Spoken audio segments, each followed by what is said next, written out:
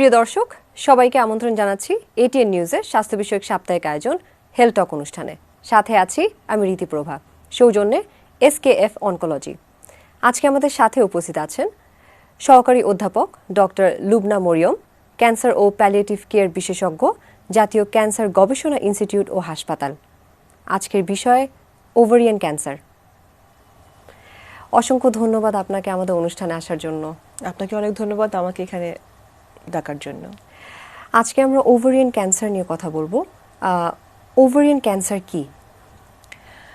প্রথমে বলতে চাই যে এই মাস সেপ্টেম্বর মাস হচ্ছে ওভারিয়ান ক্যান্সার সচেতনতার মাস। তো এই মাস জুড়েই আমরা মহিলাদের যে একটা ডেডলি ক্যান্সার যেটা বলি আমরা, সবচেয়ে খারাপ ক্যান্সার মহিলাদের জন্য, সেটা হচ্ছে ওভারিয়ান ক্যান্সার। এই সম্পর্কে আমরা সবাইকে সচেতন করতে চাই। সো ওভারিয়ান ক্যান্সার কি?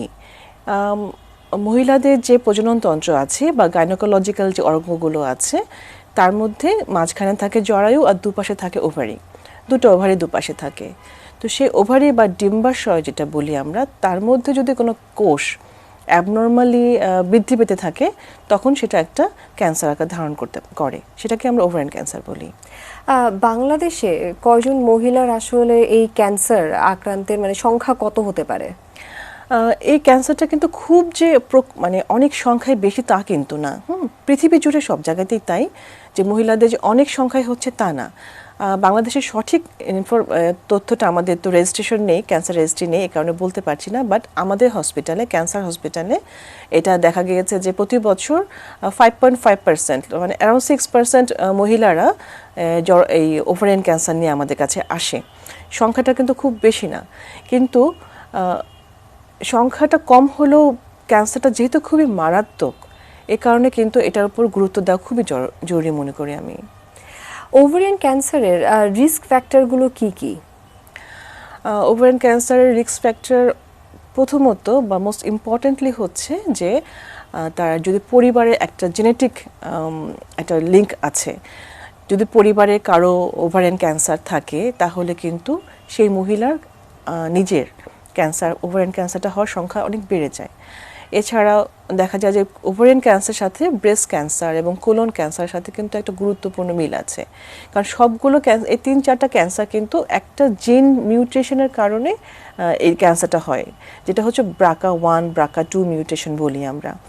এই জিনটা হচ্ছে আমাদের বডিতে ক্যান্সার না হওয়ার জন্য কাজ করে। কোনো কারণে যদি সে কাজ না করতে পারে, তাহলে ক্যান্সার হওয়ার প্রবণতা বৃদ্ধি পেয়ে যায়, এবং সেটা breast cancer, colon cancer, even ovarian ক্যান্সারের জন্য এটা দায়ী। এছাড়াও আরও কিছু রিস্ক ফ্যাক্টর আছে, যেমন যেটা আমাদের হাতে নেই, তা হচ্ছে যে বয়স বাড়ার সাথে সাথে ওভারিয়ান ক্যান্সারটা হওয়ার প্রবণতা দেখা যায়, যেটা আমাদের হাতে আসলে কোনো কন্ট্রোল নেই। তবে কিছু জিনিস আছে যেটা আমাদের হাতে কন্ট্রোল আছে, যেমন আমাদের খাদ্যাভ্যাস, আমাদের এক্সারসাইজ করার যে ব্যাপারটা আছে, যে কায়িক পরিশ্রম করা, এবং রেড মিট না খাওয়া, অ্যালকোহল, স্মোকিং, এবং আরেকটা বিষয় হরমোনজনিত কিছু বিষয় আছে যেটা খুবই গুরুত্বপূর্ণ মনে করি। যে মেয়েদের যদি আর্লি মাসিক শুরু হয় এবং মাসিক শেষ হতে বন্ধ হতেও দেখা যায় যে অনেক সময় লেগে যাচ্ছে, 55 পরেও মাসিক হচ্ছে, এরকম যদি হয়, তার মানে সে লম্বা সময় ধরে তার কিন্তু প্রতি মাসে একটা করে ওভাম, মানে একটা ডিম্ব নিশ্চিত হচ্ছে। তো এই মহিলাদের ক্ষেত্রে দেখা যায় যে এই ক্যান্সারটা হওয়ার সম্ভাবনা থাকে। এছাড়া কেউ যদি এক্সট্রা হরমোন ইউজ করে, তাহলে আবার এটা হরমোন রিপ্লেসমেন্ট থেরাপি যেটা আমরা বলি, সেই থেরাপিটাও কিন্তু আমাদের জন্য খারাপ। মূলত এই কারণগুলোকে আমরা ধরে থাকি যে ওভারিয়ান ক্যান্সারের জন্য মেইন।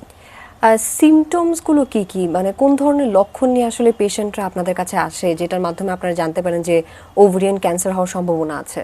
ওকে, ডেডলি ক্যান্সার হওয়ার কিন্তু এটা একটা মূল কারণ যে ওভারিয়ান ক্যান্সারের কোনো একটা মানে এটা খুব লেটে যে উপসর্গ দেখা দেয়।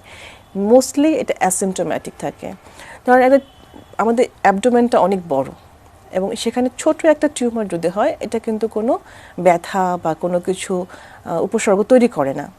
যখন সেটা বৃদ্ধি পেতে পেতে অনেক জায়গায় ছড়িয়ে পড়ে, তখন দেখা যায় যে সে সিমটমগুলো দেখা দেয়। তবে কিছু কিছু সিমটম, যদিও এটা ভেগ সিমটম, মানে স্পেসিফিক না, যে ওভারিয়ান ক্যান্সারের জন্য স্পেসিফিক না, বাট যেমন ক্ষুধা মন্দা, হঠাৎ করে দেখা যায় যে সে তার খেতে ইচ্ছে করছে না, মানে কোনো কারণ ছাড়া খেতে ইচ্ছে করছে না, বা অল্প খেলে দেখা যাচ্ছে পেট ভরে যাচ্ছে, বদ হজম হচ্ছে, তার বাথরুম কনস্টিপেশন হয়ে যাচ্ছে, তার ফ্রিকোয়েন্সি অফ মিকচুরেশন যেটা বলি যে ঘন ঘন প্রস্রাব হওয়ার একটা প্রবণতা দেখা দিচ্ছে, এবং যখন অ্যাডভান্স স্টেজে চলে যায় তখন পেটে পানি আসা শুরু করে, পেটটা আস্তে আস্তে বড় হতে থাকে।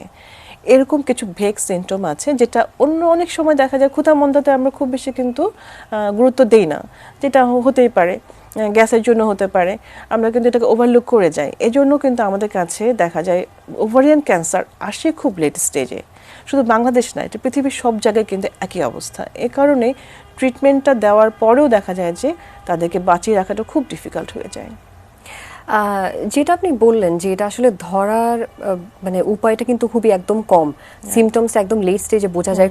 কয় ধরনের স্টেজ আছে ফার্স্ট স্টেজ থেকে লাস্ট স্টেজ নিয়ে যদি একটু বলে, এবং কোন ধরনের টেস্টগুলো করা হচ্ছে এই স্টেজ ধরা পড়ার?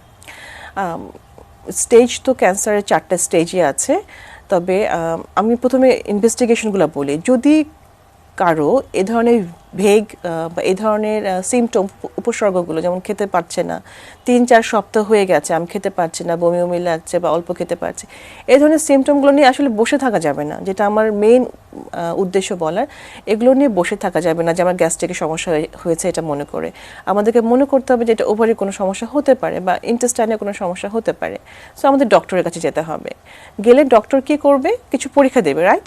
তার মধ্যে একটা তো ফিজিক্যাল এক্সামিনেশন করবেই, সেকেন্ডলি হচ্ছে কিছু ইনভেস্টিগেশন, তার মধ্যে আল্ট্রাসাউন্ড খুব ইম্পর্টেন্ট। আল্ট্রাসাউন্ড করলে কিন্তু ওভারিতে কোনো বড় হয়ে যাচ্ছে কিনা, কোনো সিস্ট আছে কিনা, কোনো অ্যাবনর্মাল আছে কিনা, আমরা আল্ট্রাসাউন্ডতে ইজিলি আমরা দেখে ফেলতে পারি। আরেকটা হচ্ছে যে টিভিএস, ট্রান্সভ্যাজানাল আল্ট্রাসাউন্ড যেটা বলি, সেটা একটা আল্ট্রাসাউন্ড, সেটাতে আরও স্পেসিফিক্যালি আমরা বুঝতে পারি যে ওভারিতে কোনো প্রবলেম আছে কিনা। যদি দেখি আমরা যে না এখানে প্রবলেম মনে হচ্ছে, তাহলে আমাকে আরও বেশি ইনভেস্টিগেশনে যেতে হবে। যেমন ওখান থেকে একটা ব্লাডের একটা টেস্ট আছে যেটা ক্যান্সারটাকে ধরতে পারে, তাহলে একটা মার্কার বলি, টিউমার মার্কার CA-125। এই মার্কারটা এত গুরুত্বপূর্ণ ওভারিয়ান ক্যান্সারের জন্য যে আমরা অনেক সময় বায়োপসি না করেও শুধু মার্কারের উপর ভিত্তি করে কিন্তু ডায়াগনোসিসটা করে ফেলতে পারি। সো এটা একটা ইম্পর্টেন্ট আমাদের মার্কার, খুব অল্প টাকাতেই কিন্তু এই মার্কারটা করা যায়। তবে এখানে একটা গুরুত্বপূর্ণ বিষয় হচ্ছে যে নর্মালি আমরা ক্যান্সার কনফার্ম করার জন্য বায়োপসি করতে বলি, রাইট? যে কোনো জায়গাতে, যেমন ব্রেস্টে আমরা বায়োপসি কনফার্ম না করা পর্যন্ত ক্যান্সার বলতে পারি না, বাট ওভারিতে কিন্তু এটা একদমই কন্ট্রাইন্ডিকেটেড। তার মানে এটা করাই যাবে না, কারণ হচ্ছে ওভারি একটা পর্দা দিয়ে আবৃত থাকে। যদি আমি বায়োপসি করতে যাই, ওই পর্দাটা ফেটে যাবে, ফেটে গিয়ে ক্যান্সারটা কিন্তু স্পিলেজ মানে ছড়িয়ে পড়ার সম্ভাবনা। তো যদি না ফাটে পর্দাটা, তখন হয়তো স্টেজ 1, যদি ফেটে যায় স্টেজ 3-তে চলে যাচ্ছে, ইভেন 4-ও চলে যেতে পারে। এই কারণে আমরা কিন্তু বায়োপসিটা করতে একদমই কন্ট্রাইন্ডিকেটেড, করা যাবে না। তাহলে আমরা কীভাবে কনফার্ম করব? আমাদের যদি এরকম ওভারিতে কোনো অ্যাবনর্মাল কিছু পাই, তাহলে গাইনোকোলজিস্টরা মেনলি সার্জারিতে যাবে, বিকজ ওভারিয়ান ক্যান্সারের মেইন চিকিৎসা হচ্ছে সার্জারি।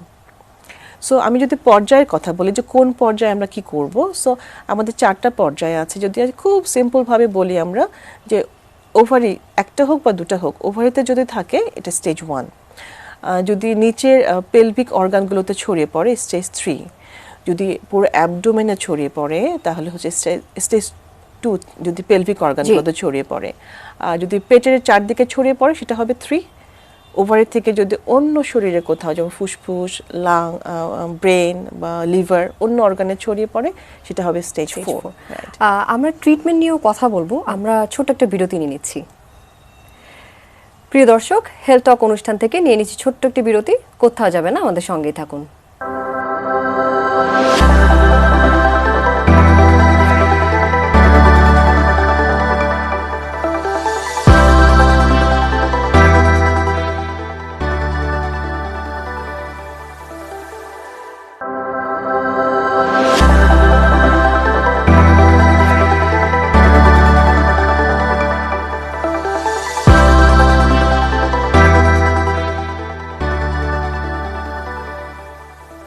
প্রিয় দর্শক, ফিরলাম বিরতির পর হেলথ টক অনুষ্ঠানে। আমরা কথা বলছিলাম ওভারিয়ান ক্যান্সার নিয়ে। আমরা তো স্টেজ নিয়ে কথা বললাম, শুরুতে যে BRCA1 BRCA2 কথা বললেন, এ ধরনের টেস্টের মাধ্যমে কি আসলে আগে থেকে সে জানতে পারবে ক্যান্সার হওয়ার আগে? অবশ্যই জানা সম্ভব। এই জন্যই বলি যে যাদের পরিবারে ক্যান্সারের হিস্ট্রি আছে, specially ovarian cancer, breast cancer history আছে, তো যার হয়েছে, যে রিলেটিভের হয়েছে, যেমন সেটা মা হতে পারে বা বোন হতে পারে, যদি তারা দেখে যে তাদের জিনের মধ্যে অলরেডি তার কিন্তু ক্যান্সার হয়ে গেছে, সুতরাং পরীক্ষাটা সে করবে। সে যদি দেখে যে তার ওই ক্যান্সারটা হয়েছে জিনের পরিবর্তনের কারণে, তখন কিন্তু তার অন্যান্য পরিবারের সদস্যদের সে জিনটা ক্যারি করার সম্ভাবনা অনেক বেড়ে যায়। তখন আমরা বলি যে না, ঠিক আছে, তুমি তো করেছো যে অসুস্থ, কিন্তু তোমার মেয়ে যারা অসুস্থ এখনো হয়নি তারটাও তুমি করালে কি হবে, তার যদি মিউটেশনটা আমরা পেয়ে যাই, তখন আমরা বলবো যে তুমি তাহলে আগেই ওভারে ফেলে দাও। এটা প্রোফাইল্যাকটিক আমরা ওভারেক্টমি বলি। সুতরাং মানে আগে যে অসুস্থ হয়েছে, যার ক্যান্সার হয়েছে পরিবারে, তাকে আগে পরীক্ষা করতে হবে যে তার ওই মিউটেশনটা আছে কিনা, BRCA1 BRCA2। যদি তার থাকে তাহলে পরবর্তীতে তার অন্যান্য মেম্বারদেরকে বলতে হবে। এইভাবে আমরা আগাই। ওভারিয়ান ক্যান্সারের ট্রিটমেন্টে যদি আমরা আসি, আর্লি স্টেজে ট্রিটমেন্ট কি হয়ে থাকে এবং লাস্ট স্টেজে ট্রিটমেন্টে কোন ধরনের থেরাপি বা কোন ধরনের মানে আধুনিক প্রযুক্তির মাধ্যমে আসলে আমাদের এখানে ট্রিটমেন্টগুলো দেওয়া হচ্ছে? ওভারিয়ান ক্যান্সারের কিছু ধরন কিন্তু আছে, সব ওভারিয়ান ক্যান্সার একরকম না। মেইনলি তিন ধরনের ক্যান্সার আছে। একটা হলো ওভারি বাইরের যে একটা পর্দা আছে, এপিথেলিয়াম আছে, সেখান থেকে ক্যান্সার যেটা হচ্ছে 90% হচ্ছে ওখান থেকে হয়, পর্দা থেকে হয়, এপিথেলিয়াম থেকে। আর আরেকটা ধরন আছে স্ট্রমাল টিউমার, সেখান থেকে কিন্তু যেটা হরমোনগুলো মেনলি তৈরি করে ওভারি, সেখান থেকেও কিছু ক্যান্সার হয়ে থাকে। আরেকটা আছে জার্ম সেল টিউমার, যেটা হলো জার্ম সেল থেকে তৈরি হয়, যেগুলো জার্ম সেল মেনলি কাজ করে হচ্ছে ডিম্ব প্রোডাকশন, তো সেখান থেকে যে ক্যান্সারটা হয় সেটা জার্ম সেল টিউমার। এই তিন ধরনের ক্যান্সারের চিকিৎসা কিন্তু একটু হলো আলাদা। যেমন এপিথেলিয়াল টিউমার ম্যাক্সিমাম হয় 90%-এর মতো, এই জন্য আমরা ওটা নিয়ে বেশি কথা বলি। বাট জার্ম সেল টিউমার যেটা, ওটা কিন্তু খুব ইয়াংদের হয়, ইয়াং মেয়েদের, 16, 17, 18, 20 এই ধরনের। তো তাদের ক্ষেত্রে যদি আমি দুটো ওভারি ইউটেরাস সব ফেলে দিই, তাহলে তার ভবিষ্যৎ কিন্তু তার আর মানে অনেক কিছুই তার জীবন থেকে মিসিং হয়ে যাবে এবং তার প্রয়োজনও কিন্তু নেই। জার্ম সেল টিউমারে কিন্তু আমাদের সিঙ্গেল ওভারি ফেলে দিয়ে এবং কেমোথেরাপির মাধ্যমে চিকিৎসা করলে তার চিকিৎসা, এবং জার্ম সেল টিউমার সার্ভাইভাল কিন্তু অনেক ভালো। তাকে কিন্তু ক্যান্সার কেমোথেরাপি দিয়ে ট্রিটমেন্ট করলেই সে মোর দেন 5 ইয়ার্স বেঁচে থাকার সম্ভাবনা অনেক বেশি। তো জার্ম সেল টিউমার সংখ্যায় মানে অনেক কম, বাট তাদের সার্ভাইভাল হওয়ার সম্ভাবনা অনেক বেশি। আর যেটা মেনলি আমরা কথা বলি এপিথেলিয়াল ক্যান্সার, যেটা 90%-এর মতো হয়ে থাকে, সেখানে তার মেইন চিকিৎসা কিন্তু সার্জারি, এবং সার্জারিটা হতে হয় এক্সটেন্সিভ সার্জারি, লাইক ওভারি ফেলে দেওয়া, ইউট্রাস ফেলে দেওয়া, তার ওমেন্টাম যেটা আছে ওমেন্টাম ফেলে দেওয়া, যেখানে যেখানে রিস্ক ফ্যাক্টর লিম্ফ নোডসগুলো ফেলে দেওয়া, এগুলো একটা এক্সটেন্সিভ সার্জারি করতে হয়। অনেক সময় দেখা যায় যে প্রথমে সার্জারি করা যায় না, কারণ অলরেডি সে অনেকগুলো জায়গাতে ছড়িয়ে গেছে। তখন কি করি আমরা? তখন আমরা কেমোথেরাপি দিই। কেমোথেরাপি হচ্ছে একটা সিস্টেমিক ট্রিটমেন্ট, যেটা স্যালাইনের মধ্যে করে ইউজুয়ালি দেওয়া হয়। সেই কেমোথেরাপিটা দেওয়ার পরে দেখা যায় যে ম্যাক্সিমাম সময় টিউমারটা রেসপন্স করে যায়, ছোট হয়ে যাওয়ার পরে then we go for surgery. তখন সার্জারি, এবং সেই সার্জারিটা কিন্তু এক্সটেন্সিভ সার্জারি হবে, নর্মাল সার্জারির মতো কিন্তু না। এই কারণেই আমরা কিন্তু সবসময় বলছি যে গাইনি অনকোলজিস্ট, নর্মাল গাইনোকোলজিস্টের যারা প্র্যাকটিস করে, অপসের প্র্যাকটিস মেনলি, যারা মানে বাচ্চাদের ডেলিভারি দেওয়ার যে প্র্যাকটিসটা আছে, তারা কিন্তু এ ধরনের এক্সটেন্সিভ সার্জারিটা একটু ডিফিকাল্ট আমি মনে করি। এই জন্য সাব স্পেশালিটি কিন্তু ডেভেলপ করছে গাইনি অনকোলজি, যারা শুধুমাত্র অনকোলজি পেশেন্ট নিয়ে ডিল করবে। এটা কিন্তু অলরেডি আমাদের বাংলাদেশে চালু হয়ে গেছে। সো এটা একটা আশার আলো আমাদের জন্য। কেমোথেরাপি রোল বলেছি, সার্জারি প্লাস কেমোথেরাপি, এবং সেখানে রেডিওথেরাপির একটা রোল আছে যদি খুব অ্যাডভান্স হয়ে যায়, লাইক যদি বোন মেটাস্টাসিস হয়ে যায়, কোথাও ভার্টিব্রাতে মেটাস্টাসিস হয়ে যায়, মেটাস্টাসিস মিনস ছড়িয়ে গেল, হাড়ে ছড়িয়ে গেল, খুব পেইনফুল, ব্যথা হচ্ছে, তখন সেখানে একটা প্যালিয়েটিভ রেডিওথেরাপির রোল আছে। আরেকটা ইম্পর্টেন্ট ইস্যু হচ্ছে যে টার্গেটেড থেরাপি, যেটা বলেছি BRCA1 মিউটেশন, যে জিন মিউটেশন, যাদের ক্ষেত্রে জিন মিউটেশন আছে তাদের ক্ষেত্রে অ্যাডভান্স হয়ে গেল দেখা যায় স্টেজ 4, তারপর যদি আমরা মানে এই মিউটেশনটা খুঁজে পাই, তাহলে তাদেরকে টার্গেটেড থেরাপি দিলে যে ওই জিনটাকে সে বন্ধ করে দেবে, কার্যক্ষমতা বন্ধ করে দেবে মিউটেশনটা, তখন কিন্তু তার বেঁচে থাকার সম্ভাবনা অনেক বেশি। তার মধ্যে একটা ওষুধ খুবই, যেটা বাংলাদেশে অলরেডি তৈরি হচ্ছে, এই জন্য আমরা খুবই হ্যাপি, ওলাপারিব নাম।